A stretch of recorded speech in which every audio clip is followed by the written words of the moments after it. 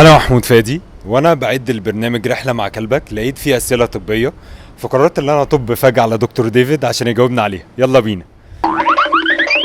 دكتور ديفيد ازيك؟ ازيك يا محمود؟ بص، في الحقيقة أنا دايما بطب عليك بكلابي وبس، المرة دي أنا بطب عليك بكاميرات وشغل مختلف.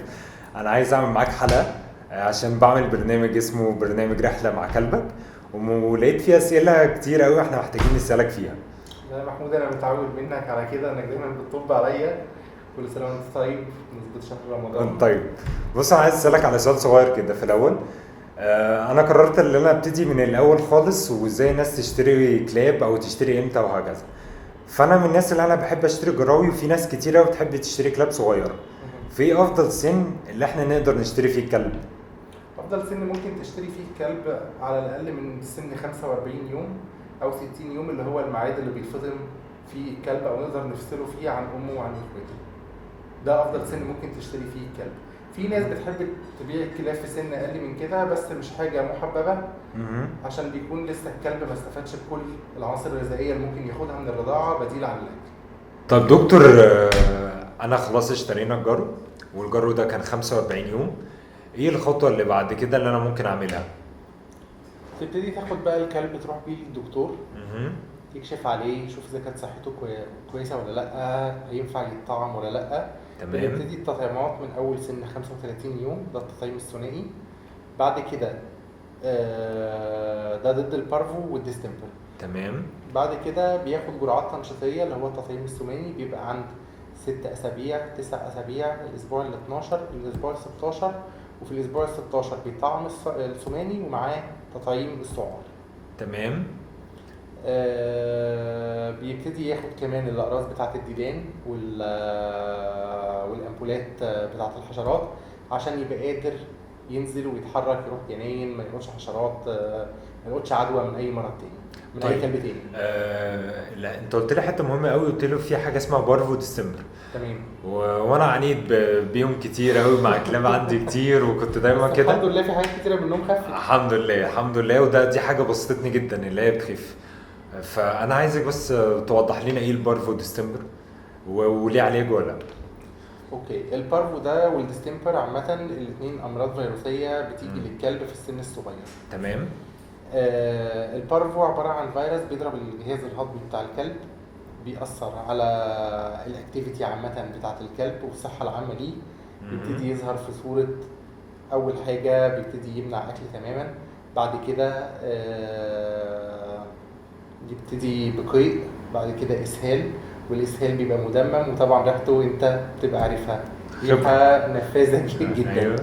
الإسهال ده بيستمر معايا في طول فترة العلاج، وما نقدرش نقول إن الكلب خف ولا لأ غير لما بيبتدي الإسهال ده يقل ولون الدم يروح منه.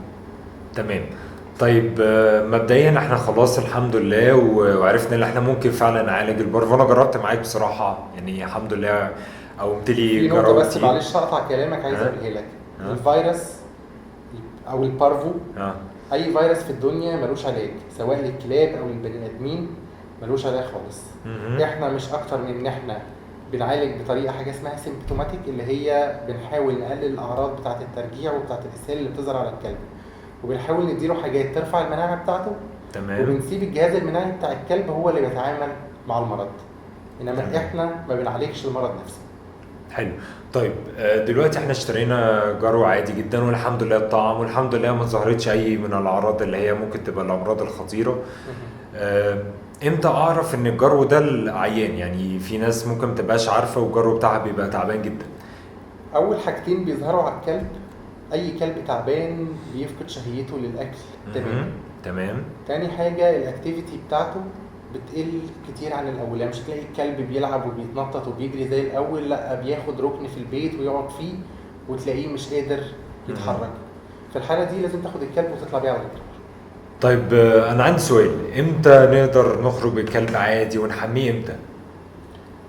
بص يا محمود، في الدول اللي بتهتم قوي بالكلاب زي المانيا وصربيا واوكرانيا، اللي اغلبيه البريدرز هنا بيستوردوا من البلاد دي. تمام. اول ما الكلب بيتولد بيقدروا ان هم يحموه قبل ما يدخلوه عشان يرضع. حالا يبقى لسه مولود لسه يحمل. مولود ويحميه على طول. تمام. احنا عندنا الموضوع ده صعب شويه، الناس مش مؤهله قوي ان هي تعمل حاجه زي كده. تمام. فاحنا اللي بنقدر نعمله ان احنا بننصح الناس ان هم يحمي الكلب ويقدر يخرج بيه وينزل بيه الشارع بعد ما يخلص التطعيمات كلها بتاعته بالجرعات التنشيطيه، عشان ما يلقطش اي مرض من اي كلب تاني ممكن يكون عيان وصاحبه نزل بيه راح المكان ده، يجي الكلب التاني يشمشم فيه فيلقط المرض من المكان ده. طيب يعني خلينا نأكد برضو اللي عايز يحمي الكلب او عايز يخرجه يرجع للدكتور الاول لحد ما يديله الاوكي اللي هو ينفع يخرج. هو ينفع يخرج وينفع يستحمى، لان الحموم وخروج الكلب من مكان لما يبقى محبوس لفتره معينه في بيت او مش محبوس قاعد فتره معينه في بيت بعد كده ابتدي انزله، الكلب مناعته بتقل شويه. تمام. فبيبقى سهل قوي ان هو يلقط اي مرض. فعشان كده احنا هنا بننصح اغلبيه الناس لا ما تحميش الكلب دلوقتي غير بعد ما يخلص التطعيمات بتاعته. تمام. ولا ما تخرجوش من البيت غير بعد برضه ما يخلص التطعيمات بتاعته اللي هي تقريبا بتبقى عند سن 3 شهور.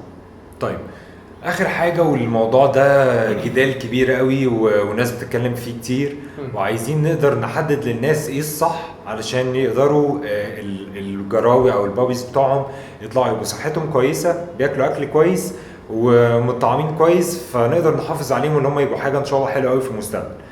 ايه افضل اكل للجراوي المفروض اللي احنا السن اللي احنا قلنا عليه؟ يعني ناكل ايه؟ في ناس بتقول اكل بيتي اللي هو الفريش فود، وفي ناس بتقول الدراي فود.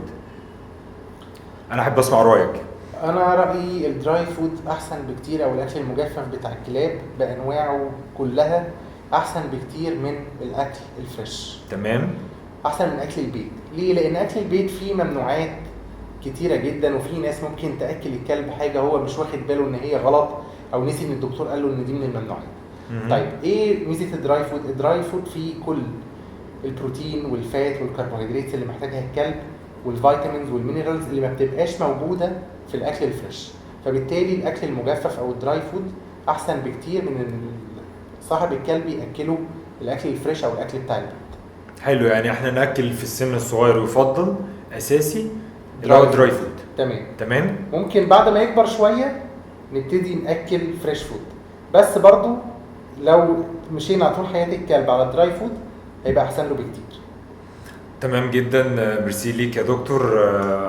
بس ما تنساش هطب عليك تاني برضو. انا حلقه تاني مع بعض. وانا استفدت عموما بالحديث اللي احنا اتكلمنا فيه ده، وان شاء الله نعمل لقاء تاني في موضوع تاني ان شاء الله. شكرا يا دكتور. طيب، مع السلامه.